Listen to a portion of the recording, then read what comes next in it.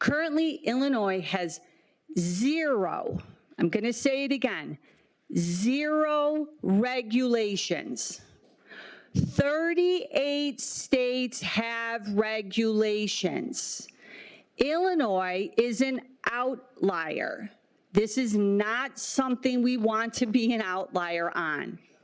38 states.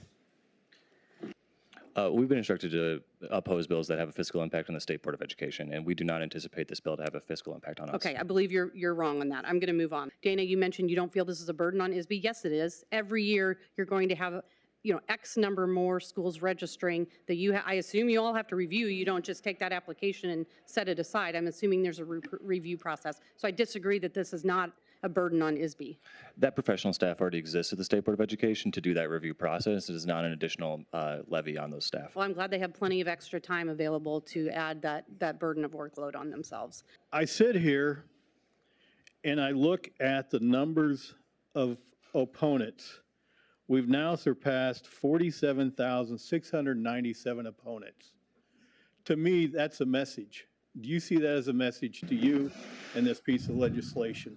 Actually, I'm going to tell you who the message is coming from. I guess we're here fighting for the 47,668 that have responded as opponents to this, because those are the voices I hear and the ones I see in my district, the ones I see throughout Illinois, the ones who are here today. Again, after notices have, let's be clear, there's nothing in this bill that makes it random. There's nothing in the bill that makes these investigations random. There's nothing in the bill that makes these investigations random. They are through the authority of a truancy investigation that has started.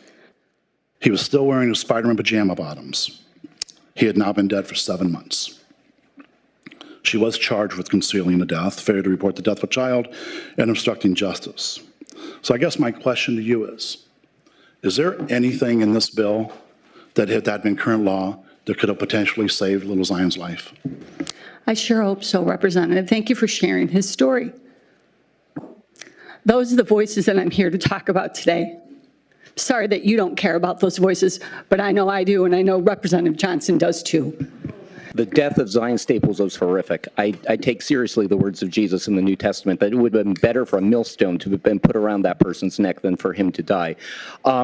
But this bill would not have protected Zion Staples. So how do we protect other vulnerable children? It's through DCFS. DCFS dropped the ball on that, and a child died as a result. So how do we provide more support to them, not putting more of a burden on them, as HB 2827 would do with DCFS, but give them more of the resources? They're underfunded. They're overworked. You talk to caseworkers, the burnout, the trauma that they go through. That's what we should be looking at. ISB, you had said that the reason for the form and what we're doing here today is that you want to know where our students are. Is that correct? We will know based off those forms and their declaration or registration, yes. Okay, so you want to know where our students are, is what you stated previously. Yeah, all students in the state of Illinois deserve an education. Okay, well, just make something very clear. They're not ISB's kids. They're not the government's kids. There are these parents in this room that are standing up for their, religious freedoms, parental rights. They're their kids and they're their students. And to insinuate, that we don't care about a child that was victim of a horrible crime is an insult to the 47,000 witness slips, an insult to the moms that are looking at me right now in this room, and to everybody in the state of Illinois that has opposed this bill. So thank you. So instead of creating a form with the legislation, we're giving that power to bureaucrats to put whatever they want on that form without legislation, just to be clear. I don't read it that way, but go ahead. Is there a question? You don't read it. The State Board of Education can expand what they require on that form without specific legislation?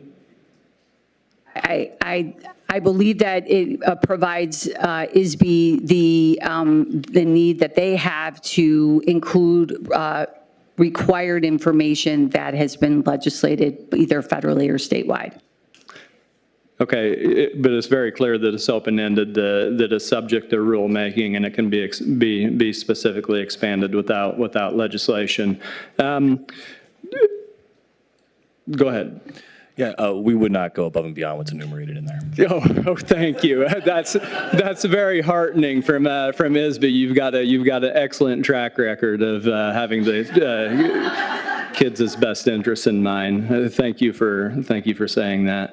I just want to say that I think that the open-ended language and nature of the bill is what is particularly alarming, especially in the Black community, because in the Black community, it takes so much courage and bravery to even step up to homeschool and to know that it could, they could be the brunt of even more targets and attacks or any kind of, just that more things could come as a result of their homeschooling would be a very intimidating experience for the Black community. And even though the legislation doesn't detail that, it's definitely an inevitable consequence that would come in the community that I live, for sure. You and I have had this discussion on other issues, Representative, as you can recall from our freshman year, when you sent people to threaten my family and my home on a gun bill. Okay. So I would say, when you told them to, I'm sorry, well, you told them to reach out to me, and with that came threats. Reaching out is threatening. Disagreeing. I do acknowledge that disagreeing with a lot of liberal ideology is seen as threatening.